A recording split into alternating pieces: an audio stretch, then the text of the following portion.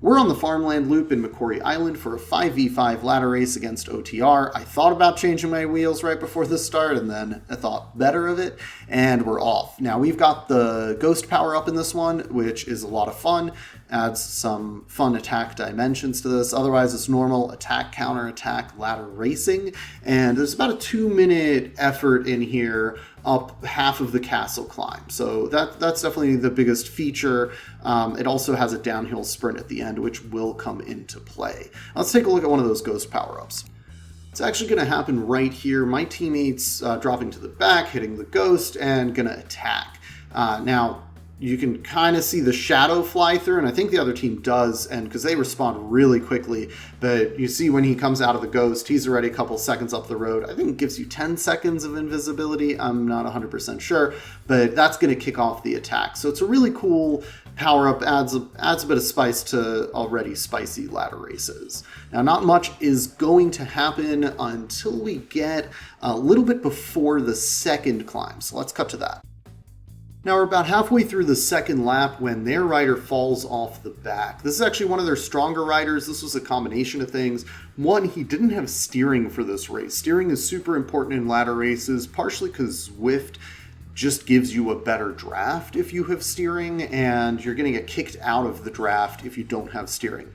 I think this is incredibly silly. I think Zwift should have the same draft pattern for everyone if you have the steering or enabled or not. I also think they should just map steering to the keyboard, but that's a topic for another video. As it was, this guy got kicked out of the draft. He also did 2 ZRL races the day before, which is pretty insane. So he's probably a little bit tired anyway, but also it's that draft. That getting kicked out of there really it's super punishing. He ends up about 10 seconds off the back right before we hit into this climb. He is going to make up some ground on this climb, and we're going to have to start pushing it. I think he gets to about 6 seconds. You can see he's still gaining. He's about like 4.5 watts per kilo, 5 watts per kilo.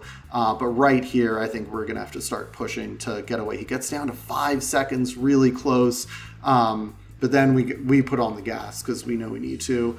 He actually took it down to 4 seconds. Did not realize that until right now. So super close, but once we hit the gas, and we're going to hit the downhill faster or sooner than he will. Now, in all this big push, we actually drop another one of their riders. So now we're really pushing to try and maintain this gap on both of those riders. Again, getting into that downhill and getting to go pretty hard down that hill will help lengthen that gap. So we're at 12 seconds and 22 when we get to the top. I attempt to do a Ghost attack here. Worst attack I've ever seen.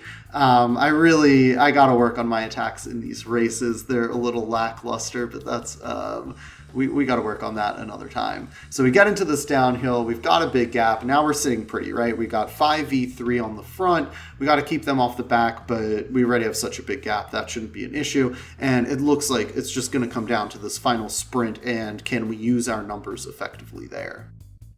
We're in the final kilometer here, and my teammates just launched a Ghost attack off the front. He's going to get about 2 seconds, and this whole final kilometer is going to be based around trying not to catch him, but trying to have a good sprint. So you can see he's about 2 seconds up the road.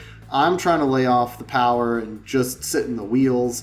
And a couple of times I'm going to move ahead of one of their riders and then try and slow it back down. Now, the only problem there is I'm now losing momentum, and I'm scared that someone's going to jump from behind, have way more momentum than me, and be able to go through. But so that's kind of the tightrope we're walking. We got on this person's wheel, we're way heavier than them, we move through, and now I'm, again, slowed way down, but now nervous someone's going to fly through. Meanwhile, my teammate's doing a great job holding power all the way to the line, but Howard's going to launch his sprint right here. I'm going to have to launch mine to get on his wheel. There's a split second right as I catch him where I hesitate, I drop my power, and then I kind of panic a bit. I'm like, look, we're in the last 300 meters. I just got to start my sprint. I don't want to get jumped from behind, so I go. Now, you're going to see the sprint ends up really close with the three of us and Howard right here. And look at the line and tell me what you think. What do you think happens right here? Sure looks like Howard gets that sprint, right? But nope. This is me in second, and then my two teammates in third and fourth, and then Howard in fifth. this is just how Zwift works. What every individual person sees is not necessarily what Zwift has calculated. It's just, I think Zwift on like the server side does all the math and then spits it out to you. So what you see is not always quite what you get. It can get weird when you get really close things like this. Like, I was only 600ths ahead of Howard, and all four of us are in that range. So, going to be a bit odd. Look, I'll take it, of course. We had a great team win here, but just a little weird Zwift quirk. Anyway, good race, good ladder race with OTR, and look forward to the next one.